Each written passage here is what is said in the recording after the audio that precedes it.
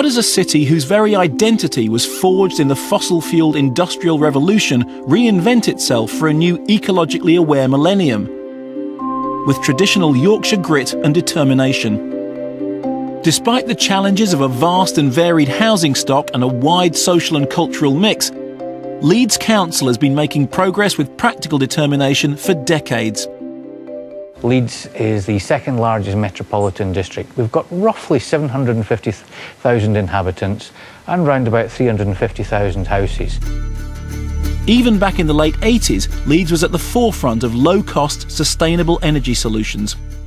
We started in 1985 dealing with fuel rights. We saw a lot of debt and disconnection with coin prepayment meters, and we worked with the fuel utilities at that time to try and get a local code of practice to protect people. From that, we established probably one of the first local authority energy and fuel poverty strategies in the UK in 1989. But in the 21st century, sustainability is as much a part of the equation as fighting fuel poverty.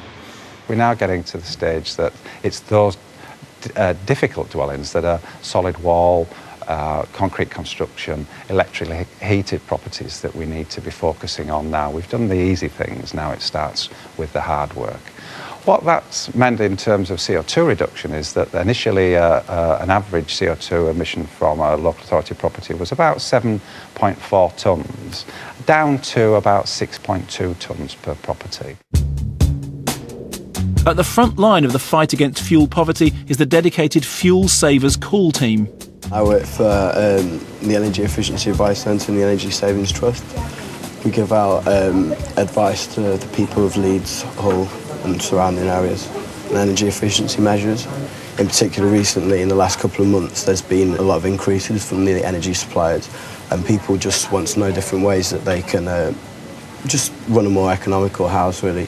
A lot of the elderly people have taken up the free insulation because there's an offer at the moment with the energy efficiency commitment where people can get free insulation for their loft and cavity wall. And insulation is the best way to improve the efficiency of a property. Another source of health and advice is the Health Through Warmth scheme. I work for Leeds City Council as a health and warmth trainer.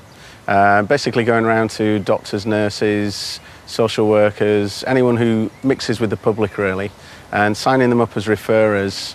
So they'll go into people's houses, recognise that they're living in cold, damp conditions, and if they've got an ailment that's aggravated in some way by the cold and damp, they'll refer them through to us, who in turn pass it through to Health Through Warmth, and we'll try and get them central heating or roof insulation, cavity wall insulation, etc.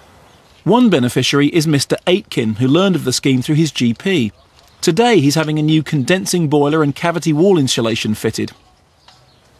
I got the all clear, which I had some money to put to, and Leeds City Council also got a lot more money to put to. And now I've just got a new boiler and radiators put in. As well as fitting central heating, we'll also get the cavity walls filled and roof insulated. It's pointless putting extra heating into a house where it all escapes. So we'll do all the extra parts as well to make sure that it's as an efficient piece of accommodation as possible. Well, we're hoping that when this boiler is put to, it'll be a lot cheaper for us in the long run. In another part of Leeds, Mrs. Kathleen Simpson remembers her life before the council brought the gas mains to her estate and improved her house. Get up in the morning, thick ice on your bedroom windows, scrape it off.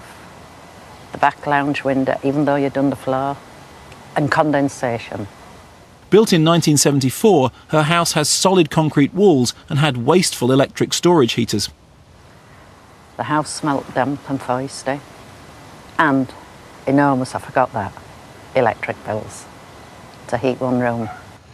In 2006, Fuelsavers brought in a company to install a new gas network in the area. Every council house was connected. Mrs. Simpson was among the 85% who took up the scheme. We got new windows, double glazed, which we'd never had before, doors, and rewired, and it's luxury. Leeds Council is putting a vast range of measures in place to manage the challenges of its formidable heritage, but the real concern of the Fuelsavers office is real world and real lives. What we believe we've constructed in Leeds is a down-to-earth, common-sense approach to delivering large volumes of work over time. And that has led to fuel poverty reduction in the city and is leading to CO2 reduction across the board in line with our climate change strategy.